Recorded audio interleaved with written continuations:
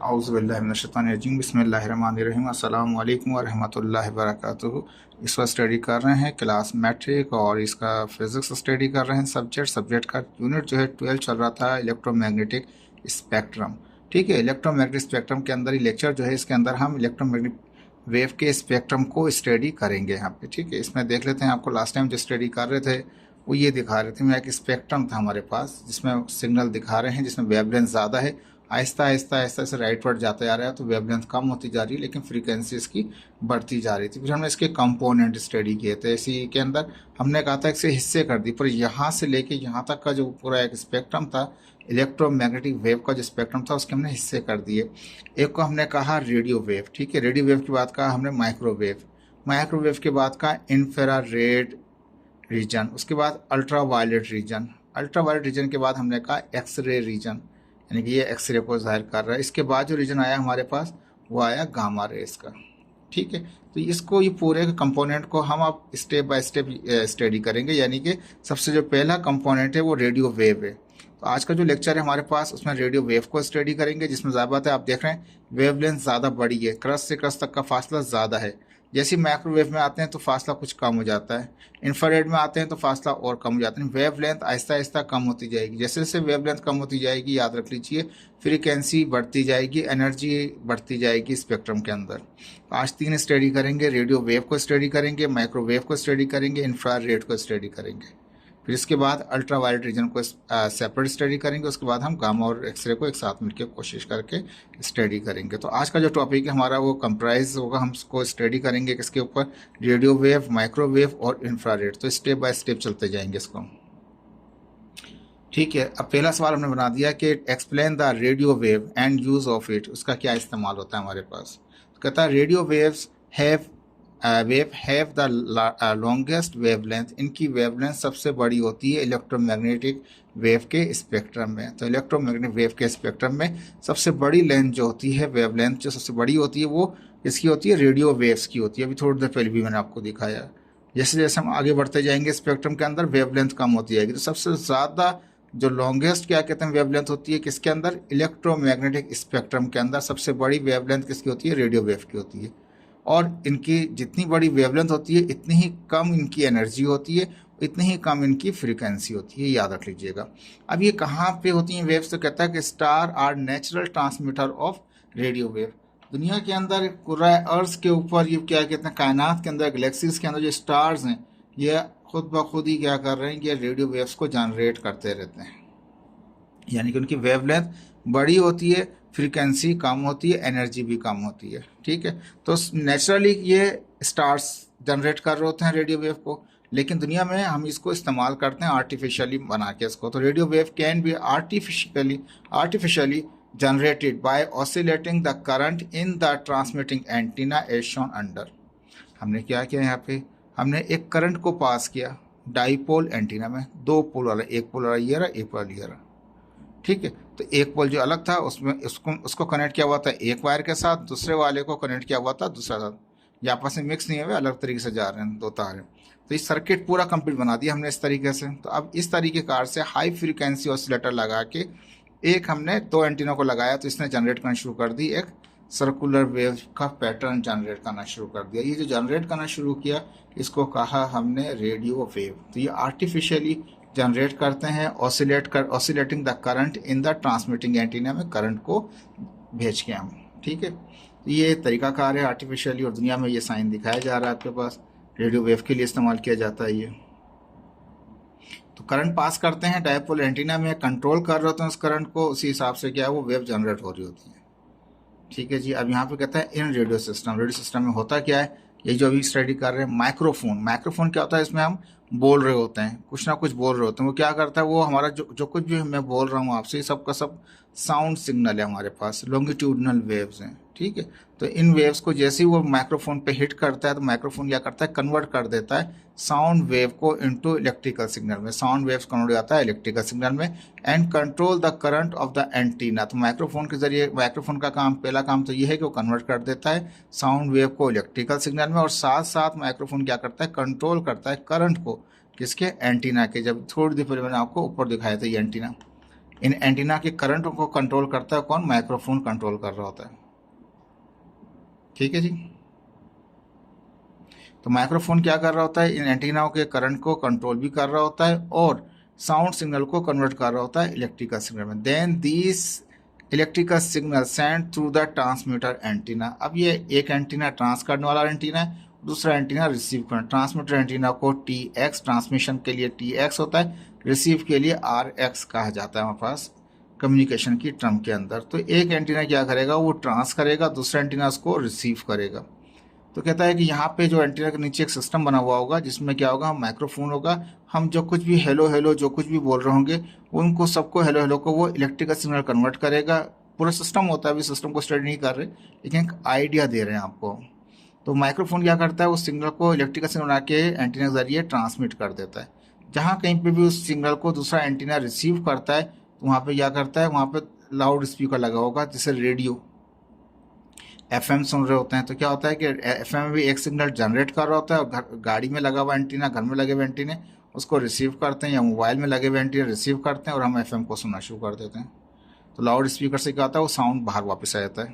तो माइक्रोफोन का काम ये है कि वो कन्वर्ट करेगा इलेक्ट्रिकल सिग्नल साउंड सिग्नल को इलेक्ट्रिकल सिग्नल में और कंट्रोल करेगा एंटीना के करंट को। Then these electrical signal send through the transmitter antenna से इसको ट्रांस कर देंगे, सेंड इनटू एयर, हवा में जाता है ये signal, in the form of radio wave. किस फॉर्म में जाता है? रेडियो वेव की फॉर्म में जाता है। ऑन द अदर एंड, दूसरे एंड के ऊपर क्या होता है? रिसीवर एंटीना क्या करता है? रिसीव करता है दीज रेडियो वेव्स को। ये रेडियो वेव्स आ रही हैं उनको रिसीव करता है। Then convert these electrical signal, wave signal को इलेक्ट्रिकल सिग्नल में, इलेक्ट्रिक सिग्नल से कन्वर्ट करता है किसमें? साउंड सिग्नल से, by the loudspeaker. Loudspeaker के जरिए आखिर में वो साउंड के जरिए बाहर आ जाता है। तो ये एक रेडियो का एक सिस्टम होता है जो घर के अंदर रेडियो लगे हुए होते हैं, FM लगे हुए होते हैं, रेडियो ब्रॉडकास्टिंग चल रही होती है, उसमें ये तरीकाकार फॉलो हो रहा होता है। अब ये जो रेडियो वेव की स्टडी कर रहे हैं जिनकी वेव बड़ी होती हैं बहुत ज़्यादा, इसके लिए कुछ और चीज़ें भी हैं जिसमें डिफ्रैक्शन भी आ रहा होता है। डिफ्रैक्शन आपने पढ़ा था कि वो सिग्नल एकदम से वो डिस्पर्स हो जाता है। रेडियो वेव की डिफ्रैक्शन क्या है? तो radio wave can diffract around the हिल। जैसी हिल आएगी, देखिए मैंने दो दिखा दिए सोर्स, एक लॉन्ग वेव है और एक दिखा हुआ है शॉर्ट वेव। लॉन्ग वेव का कलर जो है थोड़ा डार्क है, शॉर्ट वाले का कलर लाइट है। शॉर्ट वाले देखें ऊपर तो नजर आ रहे हैं और फिर जैसे हर्डल से गुजर गया उसने पूरा सिग्नल देना शुरू कर दिया, लेकिन लॉन्ग वेव ने यहाँ पे रखे हुए ऑब्जेक्ट को सिग्नल नहीं दिया, थोड़े फासले पे जाके दिया। तो लॉन्ग वेव और शॉर्ट वेव का पैटर्न जो होता है वो डिफ्रैक्शन पैदा कर रहा होता है किसी भी हर्डल के साथ। तो जो शॉर्ट वेव होती हैं वो सक्सेसफुल रह जाती हैं, लॉन्ग वेव के अंदर ये इशू रह जाता है आपके पास। तो radio wave can diffract around the हिल। अगर कोई हिल आ गई, बिल्डिंग आ गई, कोई भी ऑब्स्टेकल आ गई आपके पास, तो क्या होगा कि वो रोकेगा सिग्नल को। इसके जैसे ही इससे टकराएगा सिग्नल वो रुक जाएगा, लेकिन ऊपर वाला जो सिग्नल जाते आ रहे हैं वो जाके उसके फर्दर एंड पे जो कुछ भी होगा वहाँ रिसीव कराएंगे। लेकिन शॉर्ट वेव सिग्नल अर्लियर करा देगा और जो लॉन्ग वेव सिग्नल है वो थोड़ा देर से कराएगा।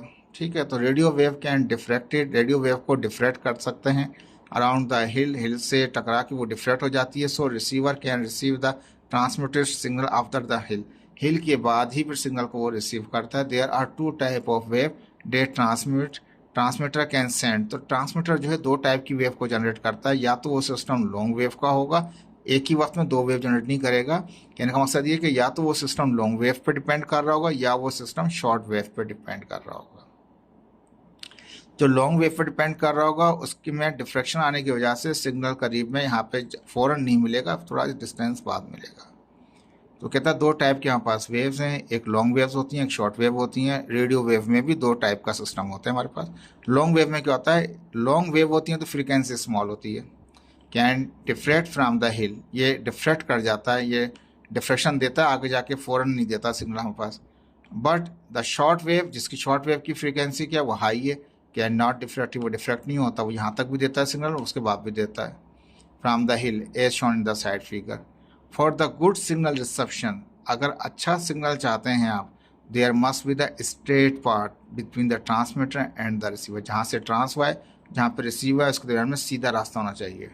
अगर उसके हमें कोई ऑब्स्टेकल है तो हर्डल आ जाएगा। लॉन्ग वेव में ज़्यादा आएगा, शॉर्ट वेव में कम आता है। ठीक है जी। एप्लीकेशंस क्या होती हैं रेडियो वेव्स की? तो FM, AM frequency modulation, amplitude modulation. ये देखें FM, AM ये अभी नहीं पढ़ा रहे हम, किसी नाम इस्तेमाल कर रहे हैं। तो FM रेडियो होता है या AM रेडियो जो होता है या TV कम्युनिकेशन होती है, are the application of radio wave की एप्लीकेशन होती हैं। ठीक है, इसके बाद कहता है short wave are very high frequency. Short wave की जो आती हैं बहुत ही हाई फ्रीक्वेंसी होती है। VHF एंड UHF होती हैं, are use in TV broadcasting. आज के दौर में तो केबल सिस्टम चल रहा है, लेकिन हम लोगों ने अपने टाइम के ऊपर UHF VHF एंटीना लगाते थे हम छतों के ऊपर। और जब क्या करते थे, TV की जो PTV की ब्रॉडकास्टिंग हम सुनते थे या देखते थे, हम ब्रॉडकास्टिंग को देखना चाहते थे, सिग्नल जो TV देखते थे वो UHF VHF एंटीना लगा के ही इस्तेमाल करते थे हम लोग। लेकिन आज के दौर के अंदर UHF VHF एंटीना का कोई कॉन्सेप्ट नहीं है, डायरेक्ट केबल TV आ रहा है या सैटेलाइट्स TV चल रहा है हमारे पास। ठीक है, यहाँ पे बताया कि शॉर्ट वेव जो होती हैं इसकी दो टर्म्स थी, बुक में दे रखी थी, मैंने भी इसे समझाने के लिए आपको दे दिया ताकि आपको याद रहे कि शॉर्ट वेव्स की दो टर्म्स होती हैं, एक VHF होता है, एक UHF होता है। ये VHF UHF एंटीना भी होते हैं। ठीक है, जो आजकल हमारे पास इस्तेमाल नहीं कर रहे होते, लेकिन ये तमाम के तमाम हिस्से हैं किसके, रेडियो वेव की कम्युनिकेशन के। ठीक है, अब देखें दोबारा चलते हैं उसी तरफ जहाँ पहले सवाल था हमारे पास। ठीक है, अब ये रेडियो वेव की हमने स्टडी की अभी। ठीक है, रेडियो वेव में हम देखा वेवलेंथ बड़ी है, जब माइक्रोवेव स्टडी करेंगे तो वेवलेंथ छोटी हो जाएगी, तो उसकी एनर्जी बढ़ जाएगी इसके मुकाबले में। ठीक है, तो रेडियो वेव आपने देख लिया, इसमें AM FM TV ब्रॉडकास्टिंग कर रहे होते हैं हम इसके अंदर। ठीक है जी, अब स्टडी करेंगे इसके बाद माइक्रोवेव हम। ठीक है जी, अब यहाँ पे सेकंड सवाल लेके आ गए हम यहाँ पे, explain the microwave and their application, उनकी एप्लीकेशन क्या होंगी। तो माइक्रोवेव जाहिर बात है बहुत छोटी वेवलेंथ हो जाएगी इसकी, किसके मुकाबले में, रेडियो वाले, जो अभी पढ़ के आए रेडियो वाले से इसकी वेवलेंथ छोटी छोटी हो जाएगी। ठीक है, तो कहता है microwave have the shorter wavelength in micrometre, micrometre में होती है इसकी मेजरमेंट, लेकिन छोटी होती है इन रेंज के अंदर, यानी माइक्रोमीटर रेंज में होती है, एंड हायर फ्रीक्वेंसी, और फ्रीक्वेंसी इसकी ज़्यादा हो जाती है as compare to the radio wave. Radio wave की वेवलेंथ बड़ी है, माइक्रोवेव की उससे छोटी है। सबसे ज़्यादा बड़ी वेवलेंथ रेडियो वेव की है, उससे थोड़ी बड़ी जो है वो माइक्रोवेव की है। ठीक है, तो उसकी रेडियो वेव की जो फ्रीक्वेंसी थी वो क्या था हमारे पास, वो कम थी, लेकिन यहाँ फ्रीक्वेंसी उसके मुकाबले में ज़्यादा हो जाती है किसके अंदर, माइक्रोवेव के अंदर।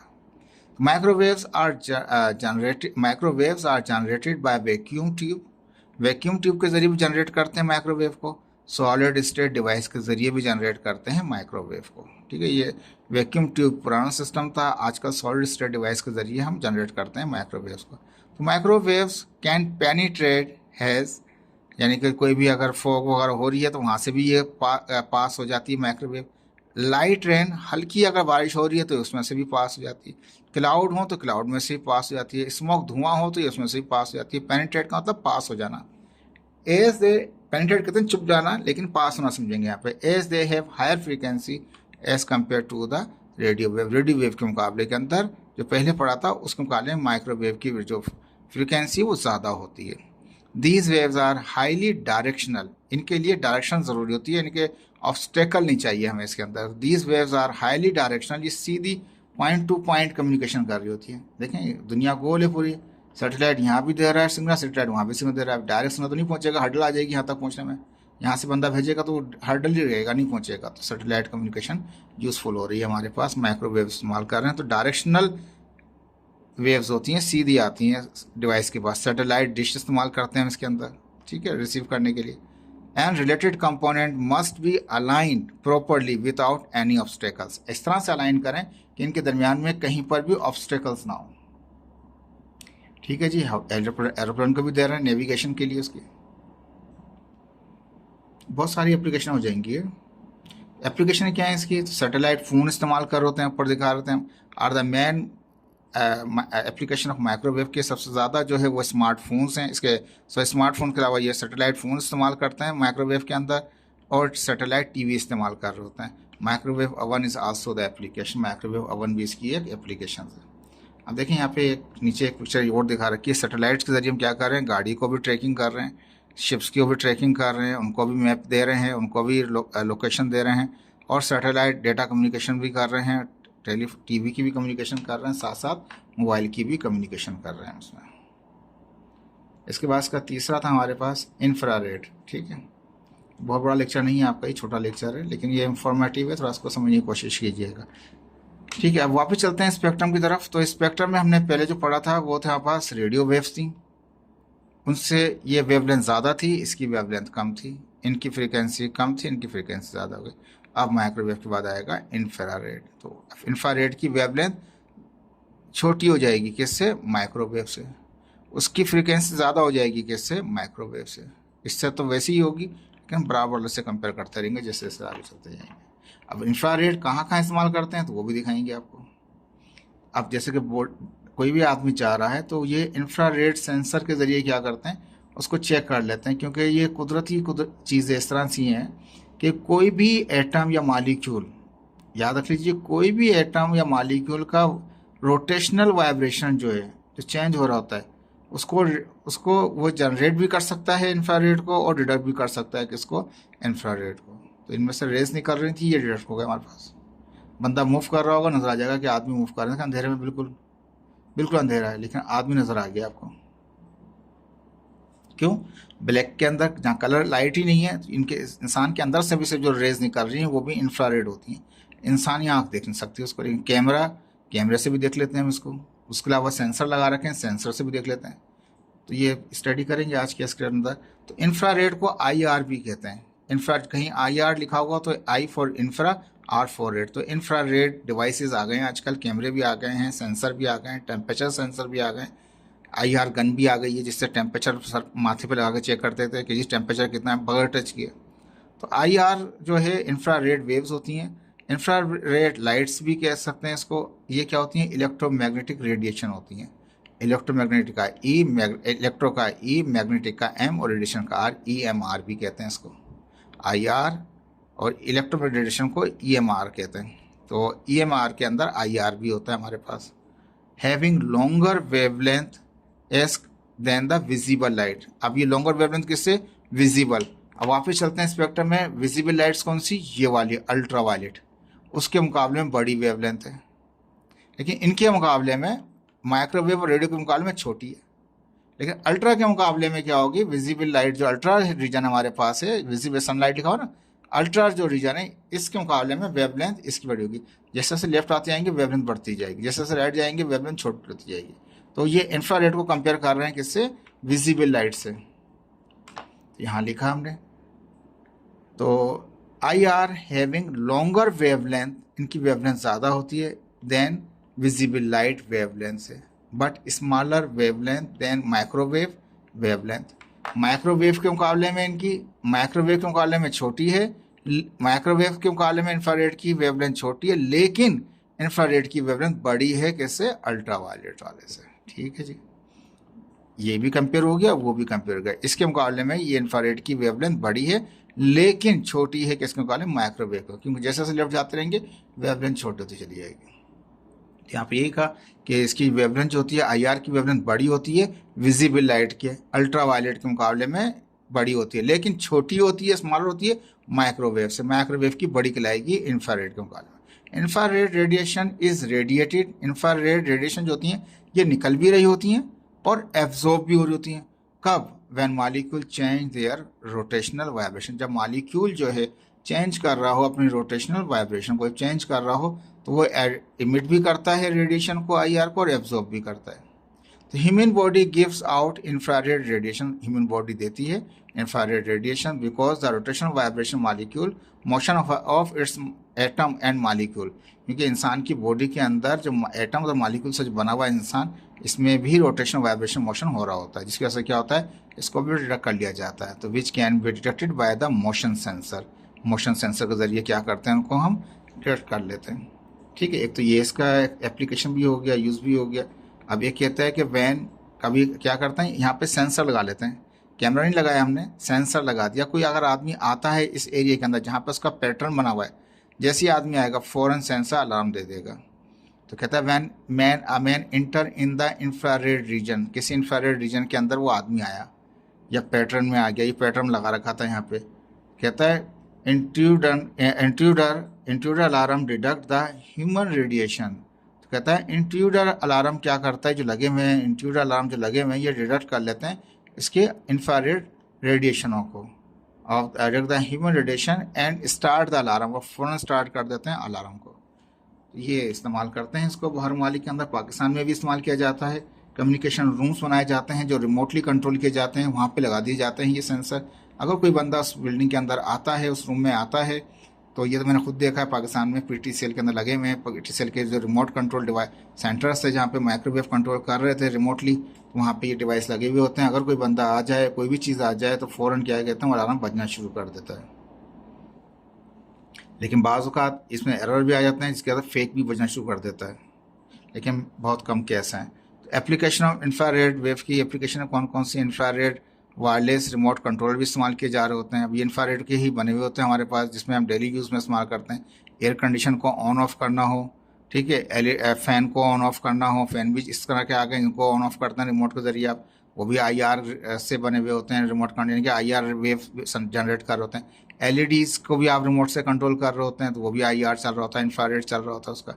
Can control by infrared remote control के ज़रिए आप इनको तमाम चीज़ों को कंट्रोल कर सकते हैं, इस्तेमाल कर सकते हैं। इंफ्रारेड कैमरास आ गए हैं, can record the video, video को रिकॉर्ड करने के लिए भी।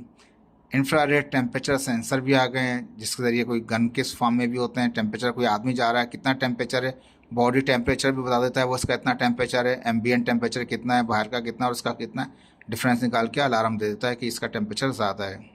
अभी कोविड के टाइम के अंदर इस तरह के कैमरे लगे हुए थे हर बिल्डिंग के बाहर, जो क्या कर रहे थे, वो सेंसर डिटेक्ट कर रहे, वो इंफ्रारेड डिटेक्ट कर रहे थे बॉडी का टेम्परेचर, ठीक है।